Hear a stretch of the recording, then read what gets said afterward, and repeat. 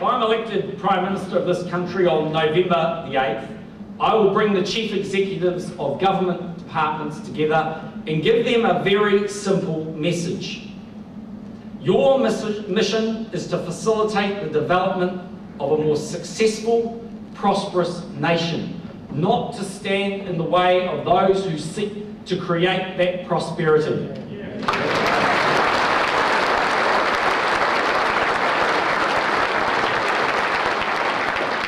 My message to government employees will be just as clear. You must focus taxpayers' money on the frontline services that New Zealanders have a right to expect, and you must scrutinise every dollar to make sure it's money well spent.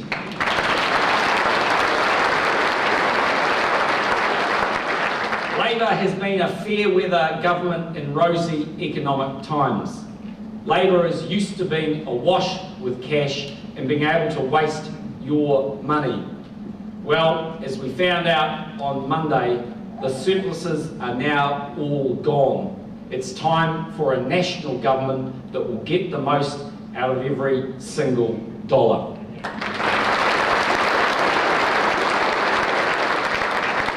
Number 4, we will make our communities safer by ensuring that the worst repeat violent offenders are not eligible for parole.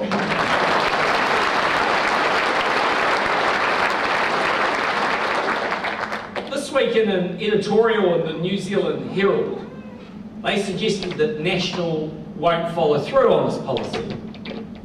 So I've got some news for them.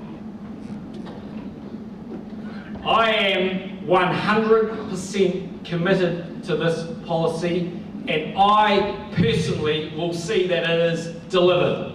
Because parole is a privilege, not a right, ladies and gentlemen.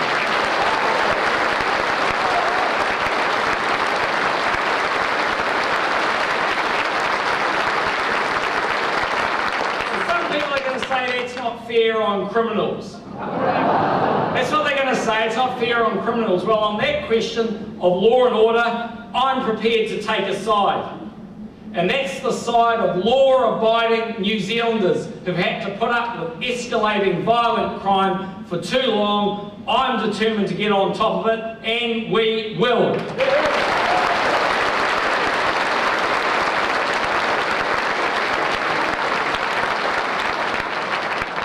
Number 5, we will confront failure in our school system by setting national standards in literacy and numeracy, requiring all pupils' progress to be assessed and then results reported back to parents in plain English.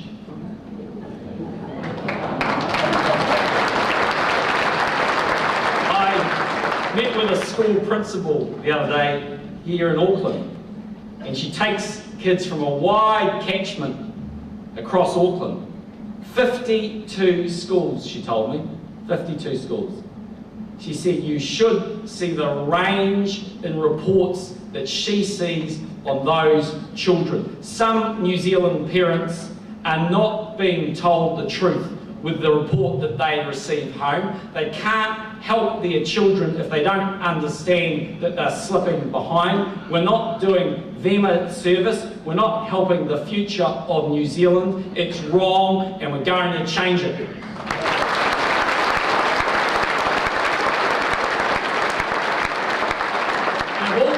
I know, because I know that I am where I am today because I received a good education.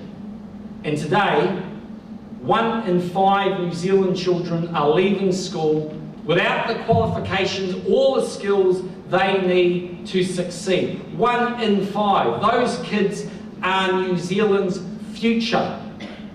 So we're going to tackle their literacy and numeracy problems early on.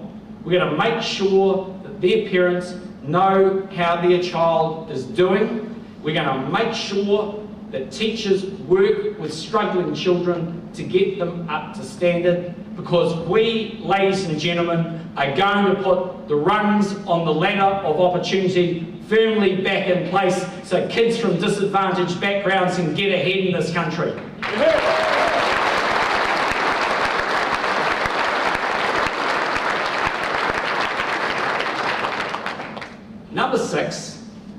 we will tackle our health workforce crisis by introducing voluntary bonding for new doctors, nurses and midwives, and by boosting the number of funded medical student places by 200 over the next 5 years.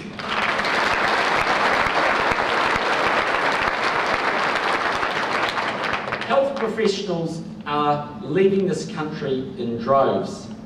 Labor has ignored this crisis. They've focused on the bureaucracy. Well, I tell you what, we're going to focus on the front line. Simple as that.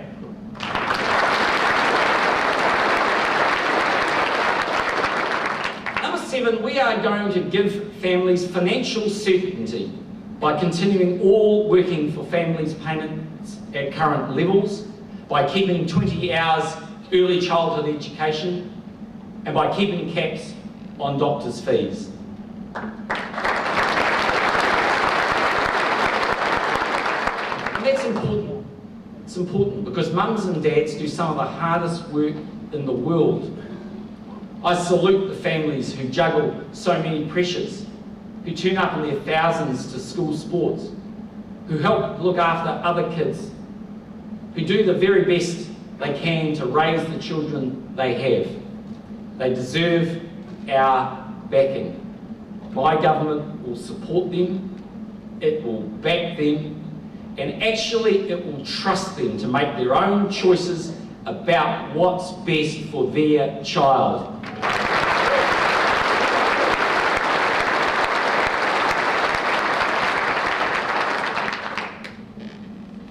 I have to tell you, you know, when the PC world has gone mad, when I went to a school the other day that said to me, "John, I've got a bit of a problem." So, "Oh, what's that?" So, these new rules around the tuck shop, you know, we can't sell pies or anything anymore. So, I don't really know what to do here because the tuck shop's basically gone broken. The kids are just going next door at lunchtime to the dairy. And I said, "All right." And he said, "So the board's had a bit of a chat." It's a true story. He said, "We've come up with a plan." I said, "What's that?" He said, "It's quite good actually, we're going to buy the dairy."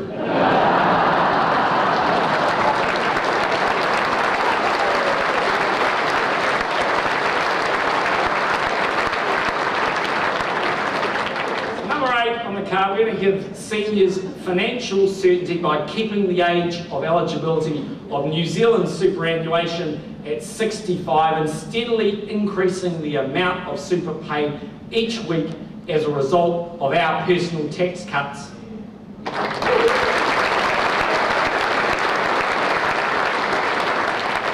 And that's something I feel very, very passionate about. I pledge to keep New Zealand super at 66% of the average after-tax wage. What is interesting is Labor hasn't made that pledge. Labor hasn't put aside the funds, as we saw in the prefu, for that pledge. Labor is hoping our seniors won't notice. That's what they're hoping for. Well, I won't play games with our senior citizens. Go outside of bowls, which occasionally I've played with them, and I've gone down to open the odd club. But they've given of their working life to this country, and my government will be straight with them. And we'll make sure that their super payments rise every single year.